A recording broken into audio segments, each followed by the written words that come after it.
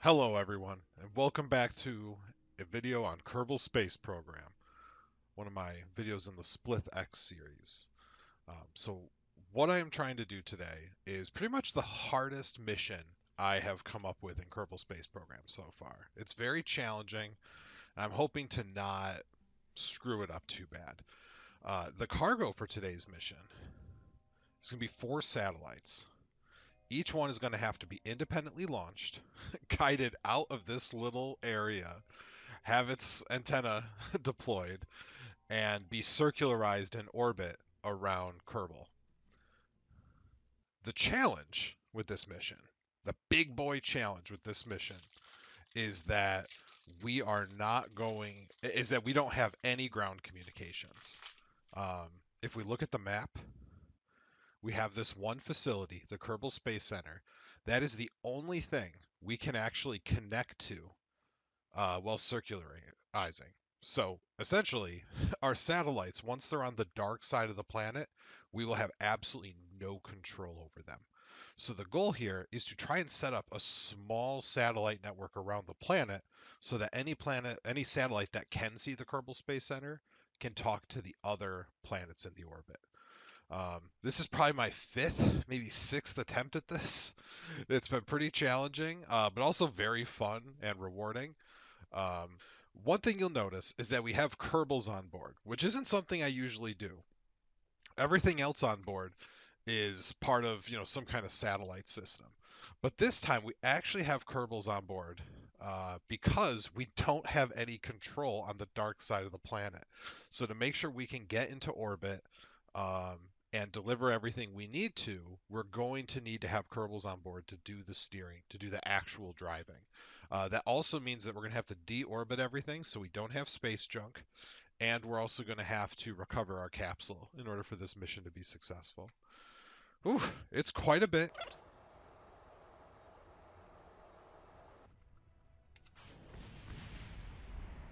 Damn it, we lost the engine.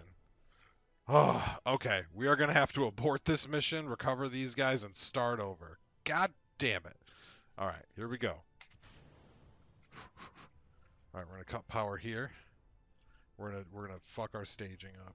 We gotta bring this down, this down. We're just gonna pull everything at once. All right, power down. We're gonna wait for us to start descending. There we go. There it is. Okay. Luckily, no one was hurt, and we were able to recover both Kerbals safely and try again. I tried to cheapen out on these. I tried to rush a version out, be like, we'll just make little boosters and everything will be simpler. No, I had big boosters and it worked great. And I mixed it up and I didn't put the Sepratron on. So we gotta put, we go, quadrilateral symmetry. Eh, eh. All right, one there and one there. Not quite even, but should be good enough. Okay. So the purpose of those is that when we separate, those will blast off in just kind of whatever direction, and they'll just get the fuck out of the way. And they won't destroy my goddamn engine.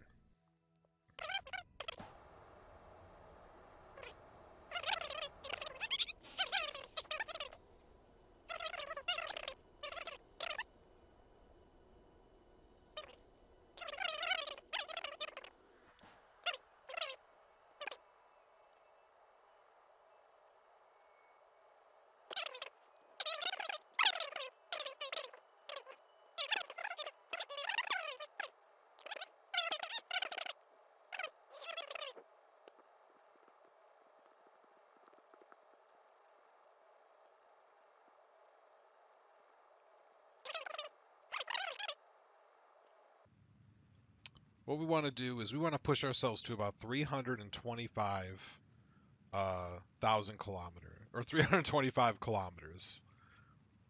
Once we get to 325 kilometers, we should be able to round this out and then assess what we want to do. Getting the satellites deployed is very, very challenging because there's just a lot we have to get right We got to make sure we're in line with the Kerbal Space Center. We have to make sure we prepare. Whoa, a little bit too far. Okay, 340. That's pretty good. And we're still getting out of the atmosphere here. Are we? Are we? Nope, we're good. See, no data, no signal. This means that we have no connection. We can still control the vessel because we have crew on board, but that is it. No digital anything.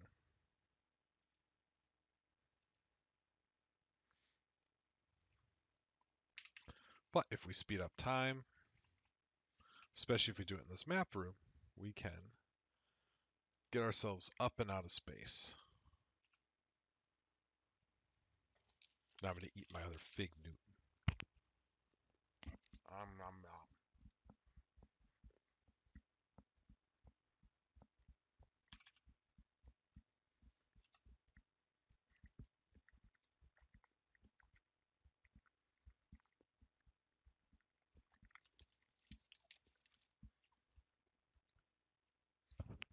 The time warp is so slow before you get into orbit. Once you get into orbit, things speed up in time warping terms. So we should be getting there soon. There we go.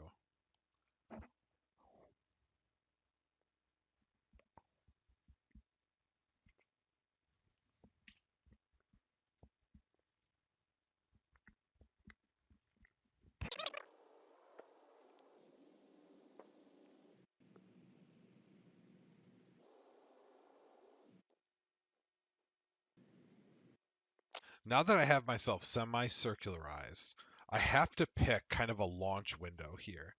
What's challenging is that I have to extend my orbit a little bit longer, so that way as the satellite orbits, it'll make a complete orbit underneath me and then go a little bit further. That will allow me to evenly space out the satellites so that someone can always talk to the Kerbal Space Center. What's challenging, though, is that I have to release these in a pretty tight window. In fact, I wonder, is that, see, the minimum LOS orbit is 600,000. If I do that and I put myself into a dive, yeah, I can't dive that low and still deploy them. But what if I get all four out? Then I could do it. I could probably go long here at 600,000 meters. Okay. So we got 650 on our apoapsis over here, which is good placement. And now we got to get this one to 984 on that side. And then we'll deploy satellites at the 650 altitude. And as you can see, this green line here means I have my connection. So this is what we are going to need every time we deploy our satellites. If we try to deploy our satellites without this connection, they're just going to be dead in the water. And that means we have to think through where the position of this is going to be when we deploy everything. That's why I'm actually going to extend this side out, is because the planet is going to spin underneath us. So when I go to deploy on one side or the other, we are going to need that side.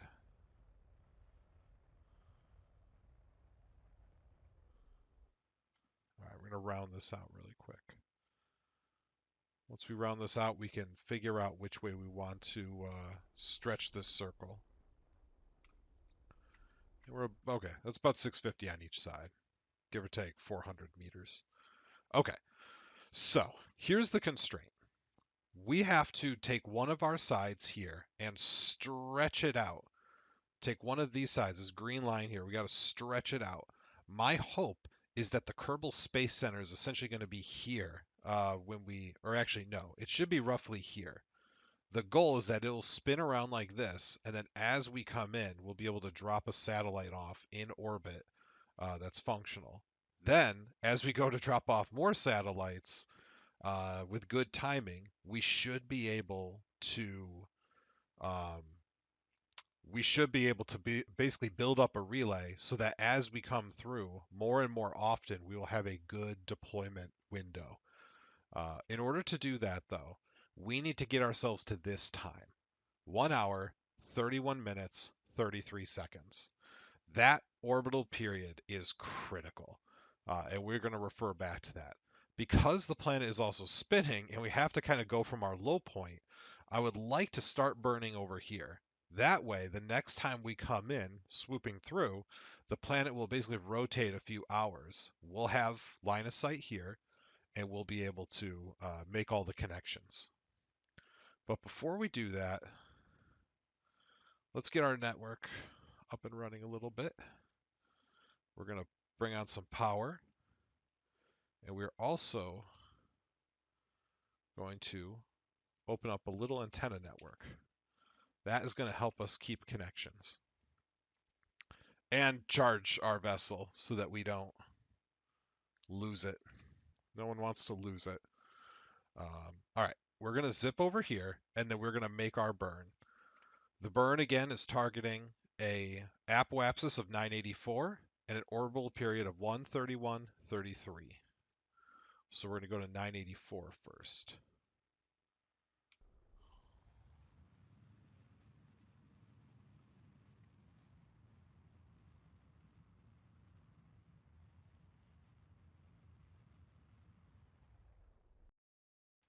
With everything in place and all the calculations figured out, I essentially round everything out in the direction I want so that we will come back to this point, and then I narrow it into the exact window to make sure my timing is perfect, and then I zip around for our first deployment. Boop-a-da-boop, boop, boop-a-da-boop. Let's see if we get that connection. Oh, yes. Oh, my God. That was so close to just fucking it up. Ugh, I always underestimate how long that's going to take.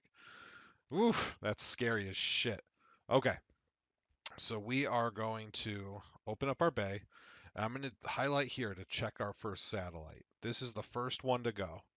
In order to make sure we get this right, we are going to deploy its antenna. We are going to open up its battery, which should start depleting. And its system isn't hibernating, so it should be good. So now that we have this, we are going to deploy it. We're going to go to our tracking station, immediately take control of it.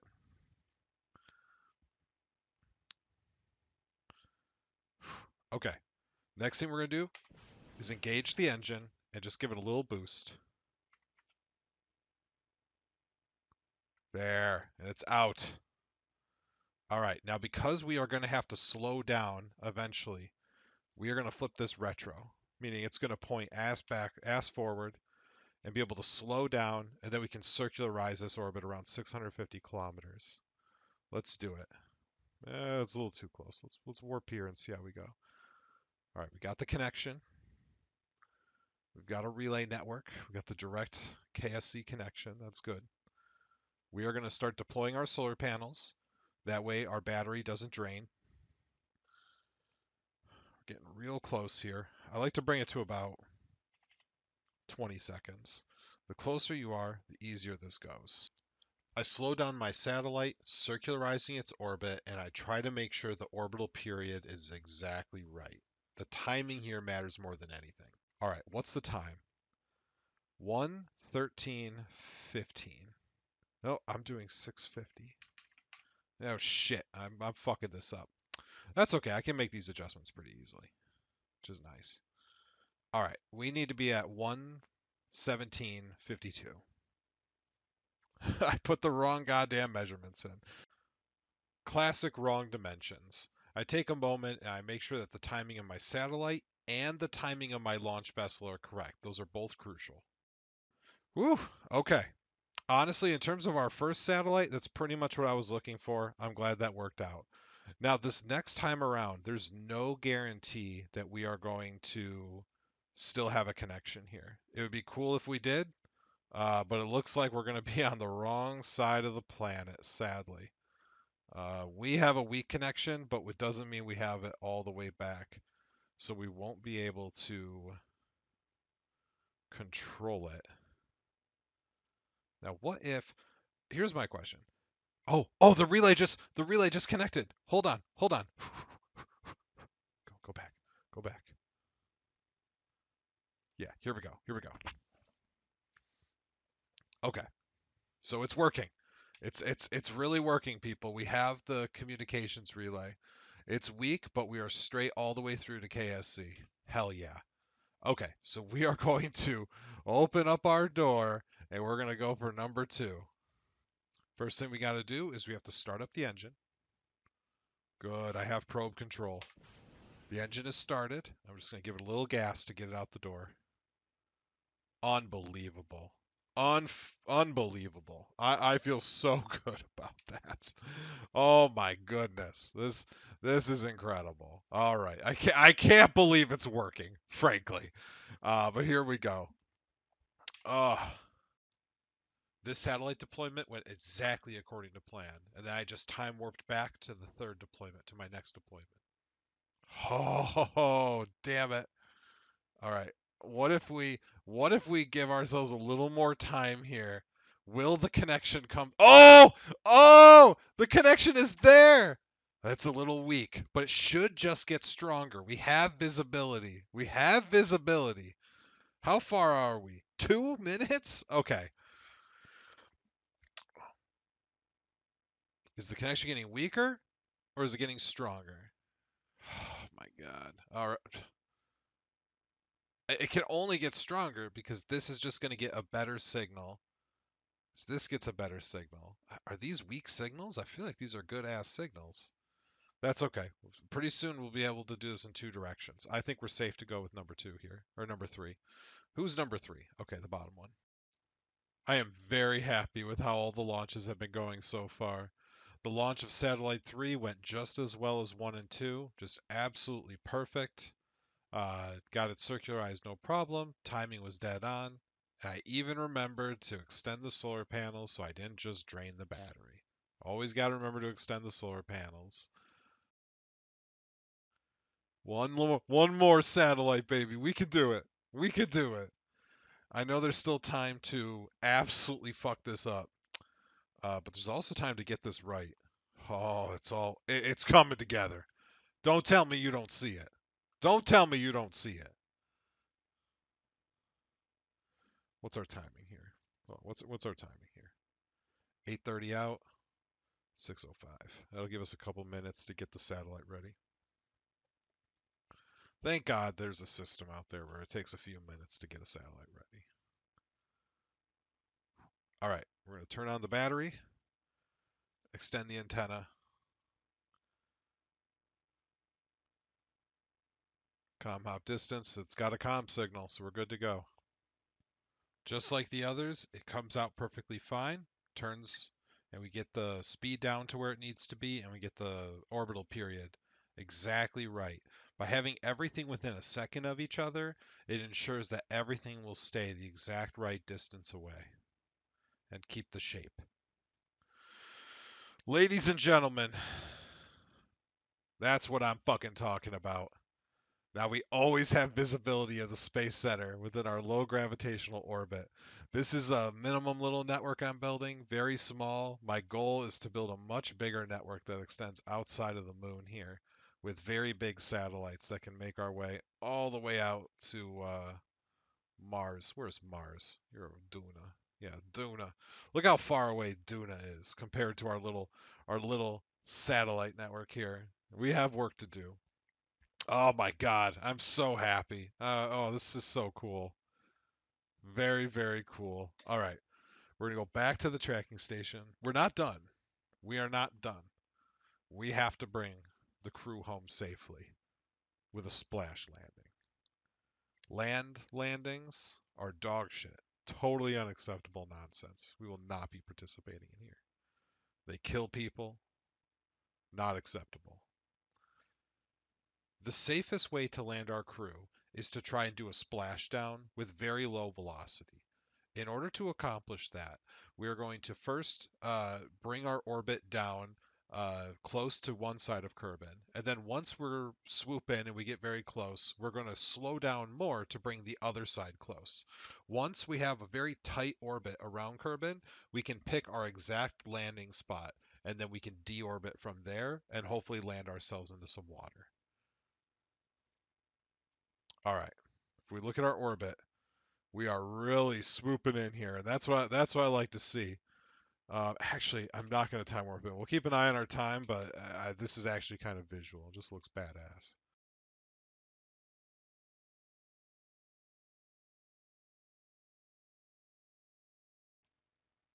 So with the mission successfully done, I just tighten everything up. I pull the solar panels in so that they don't just tear off out of nowhere. We actually get very close to the Kerbal Center here. I try to land close to it, and well, we'll see how that goes. Overall, great mission. Just got to bring it home. Yeah, we are charging right overhead. We're bringing it in though, so I feel good about this. If we just keep burning, we should land pretty close. Oh, that's it. We are out of fuel. All right, we are going to have to separate. There it is. We are separated. We're way too high up in the atmosphere. We are going to massively overshoot this. Second. And we'll do it in the splashdown. There we go. Excellent, excellent. All right, that's making its final little descent. We're about halfway over through the ocean, but we got the triangle orbit set up, or a little diamond orbit, or a box orbit, whatever you want to call it. Oh, it's great. It's great. 4 satellites set up so that I can start doing probe mission in space and to bring this network further and further out. Oh, well, thank you for joining me on this episode of I Spend Too Much Time Playing Video Games. But I don't know. I think this is really cool. I'm happy I was able to figure this out and get this all done. Big ups to Resonant Orbit Calculator, which does all of the hard work for you. I could technically figure this out. This is only about 33% more than this. Um, or actually, because of the orbit, I think it's 25% more than this.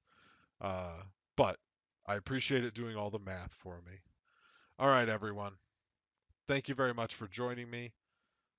Have a good rest of your day.